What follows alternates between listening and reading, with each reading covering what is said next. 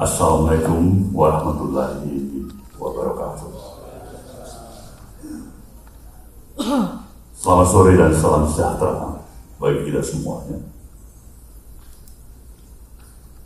Yang saya hormati dan sekaligus saya banggakan Ketua Dewan Pertimbangan kita, Ibu Siti Nurbaya,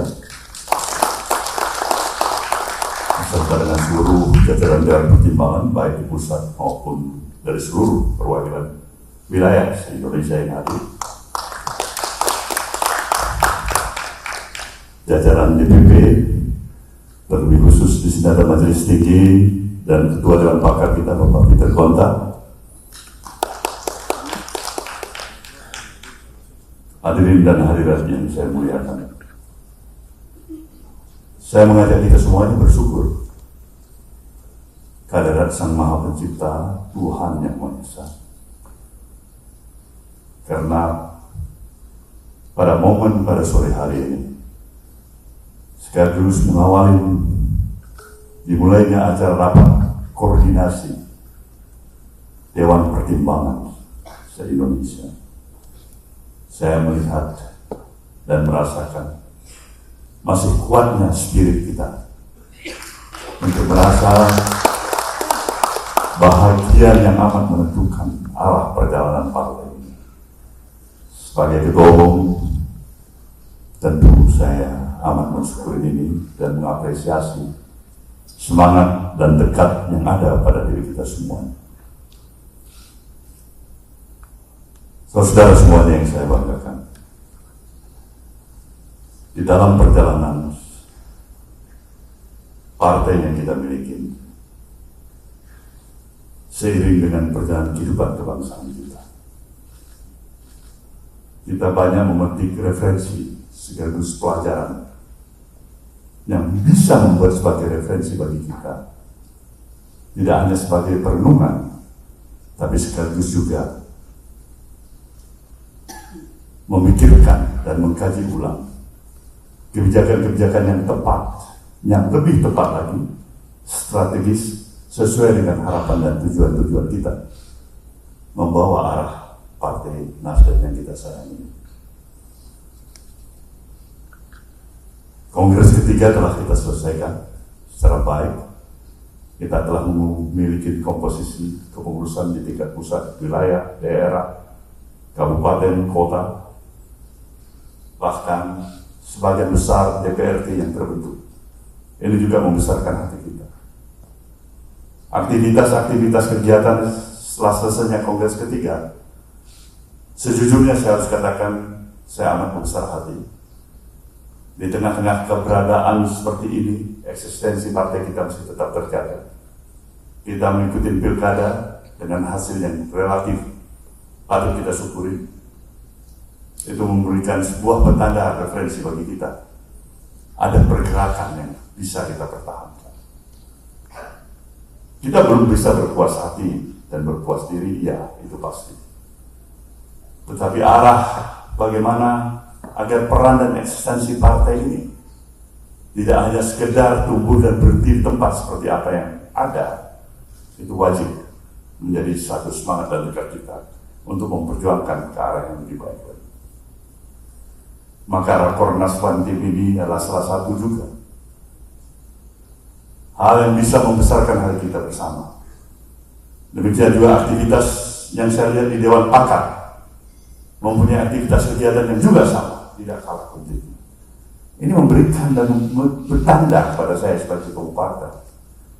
Ada antusiasme yang masih melekat pada diri para elit partai ini untuk ikut merasa bertanggung jawab, ingin membesarkan partai ini, ingin memberikan kontribusi dalam perjalanan apa yang saya alami setengah abad lebih di dalam institusi partai politik.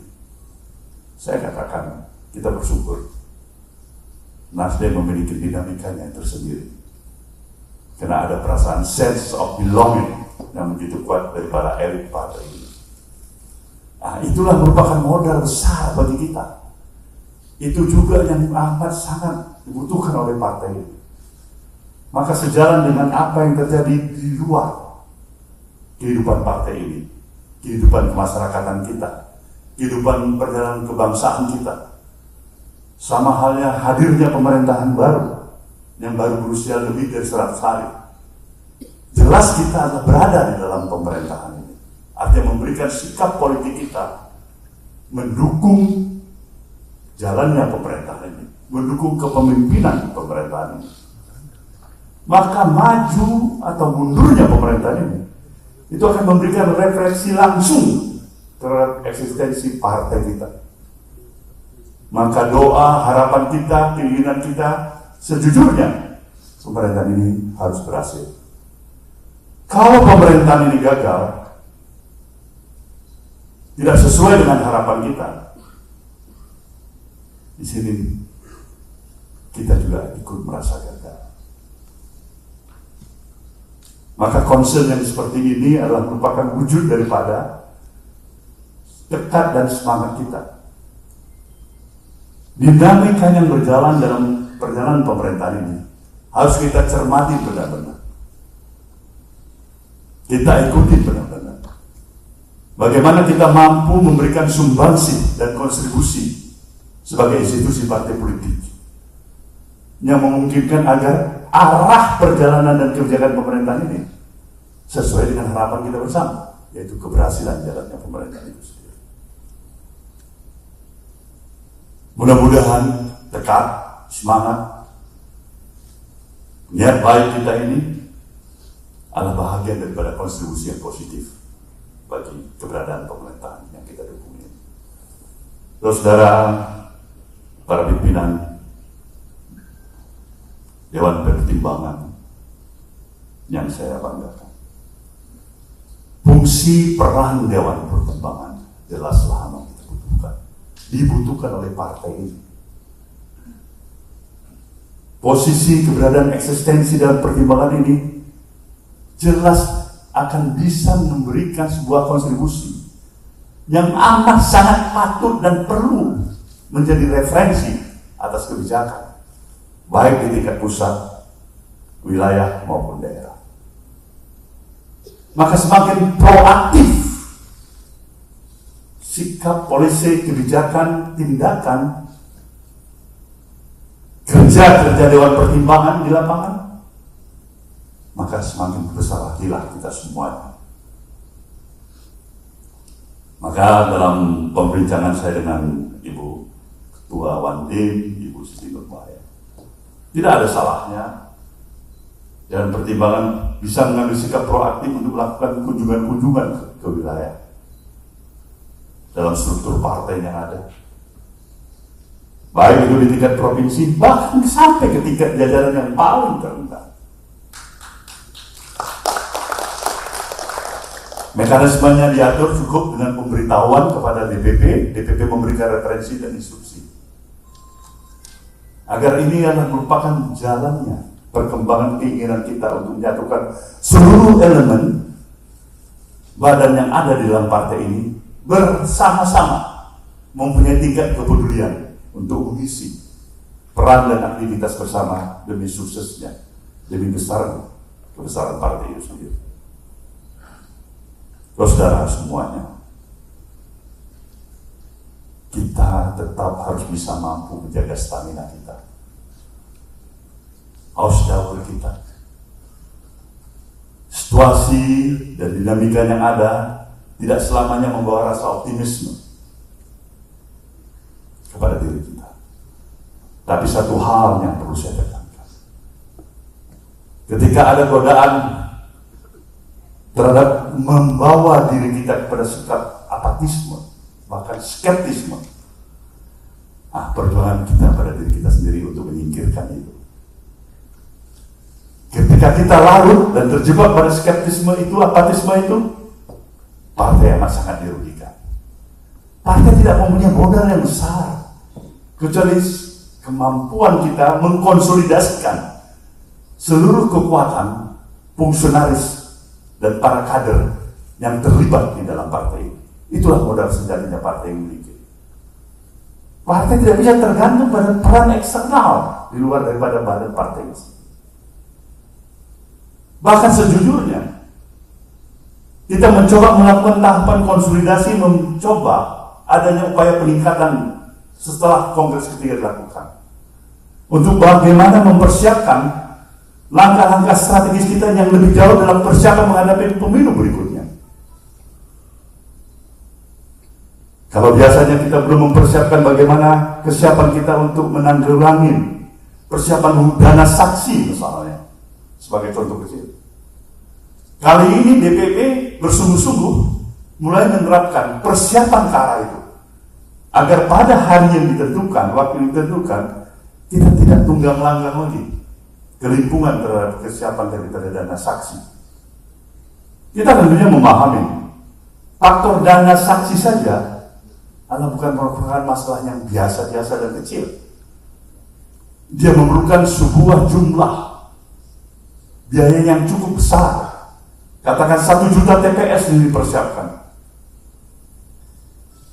Dengan 2 saksi, paling tidak ada 2 juta orang yang terlibat untuk dibiayai pendanaan yang menjadi saksi. Ini bukan masalah kecil. Maka dari jauh-jauh hari kita mempersiapkan dan mengantisipasi berbagai macam kesiapan-kesiapan yang kita perlukan. Kita bersyukur hasil pemilu dari tahapan pemilu pertama yang kita ikuti. Kedua, bahkan ketiga, tren akselerasi peningkatan terus kita capai. Tapi tantangan kita yang paling berat, saya pikir, sama bahkan lebih berat daripada yang berat-berat kita hadapi, adalah pemilu yang akan datang pada tahun 2029. Di sana, saya harus menyatakan kepada saudara, tidak hanya kemampuan skill, knowledge, pengorganisasian yang terkonsolidasikan sedemikian rupa sebagai satu-satunya jawaban mengatasi permasalahan. Itu tidak cukup. Kita memerlukan kemampuan sumber daya manusia kita, ya. Strategi yang tepat, iya.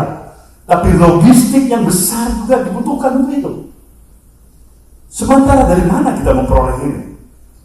Kita belum mampu untuk menerapkan posisi secara normatif.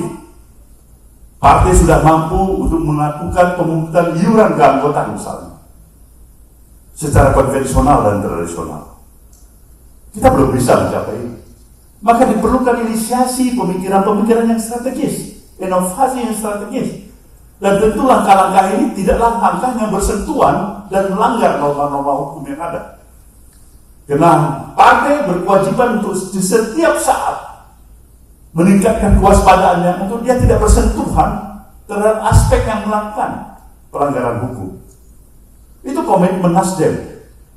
Karena berulang kali saya katakan di mana saja kemampuan kita yang terbaik untuk memberikan arti keberadaan eksistensi partai ini adalah kita mampu menggandengkan kemampuan profesionalisme yang kita miliki dengan etika dan moralitas. Dan saya berpikir itulah sejatinya komitmen dan konsistensi perjuangan partai yang bernama Nasdem yang harus kita pegang teguh, saudara. Jadi ini pikiran-pikiran kita. Nah, kalau kita tidak lagi bisa mempertahankan eksistensi komitmen dari ucapan dan tindakan kita, bahwa kita bisa memberikan suatu kontribusi yang meringankan terhadap beban masyarakat dan rakyat. Ya, untuk apa ada partai ini? Saudara, situasi hari ini mewajibkan kita sebagai kader partai ini untuk jauh bisa bekerja lebih keras. Mewajibkan kita untuk jauh lebih bisa meningkatkan kewaspadaan kita. Naluri dari situasi politik kita harus semakin kita pertajam, saudara-saudaraku semuanya. Ingat, tidak semua gambaran apa yang kita lihat pada hari ini akan berjalan sebagaimana apa yang kita rasakan hari ini. Gelombang pasang surut kehidupan ini, perjalanan kebangsaan kita bisa setiap saat terjadi. Tapi sekali lagi seperti saya katakan pada saudara, kita harus memperjuangkan sesuatu yang memungkinkan agar suksesnya pembangunan dan jalannya pemerintahan ini berhasil seperti semua yang kita harapkan. Maka untuk itulah saya sekali lagi mengucapkan selamat kepada Dewan Pertimbangan yang telah menginisiasi pertemuan rapat koordinasi se-Indonesia pada hari ini. Terimalah penghormatan saya sejatinya pada saudara semuanya. Hormat saya dan terima kasih saya pada saudara yang datang dari berbagai wilayah. Di tengah-tengah kesibukan saudara semuanya, bahkan mungkin halangan atas kondisi yang saudara miliki, tapi tekad dan semangat saudara telah membuktikan kita mempunyai modal untuk lebih maju lagi ke depan. Selamat berakornas dan sekian, terima kasih. Wabillahi taufiq wal hidayah. Wassalamualaikum warahmatullahi wabarakatuh. Dan sekaligus saya nyatakan rakornas ini dibuka.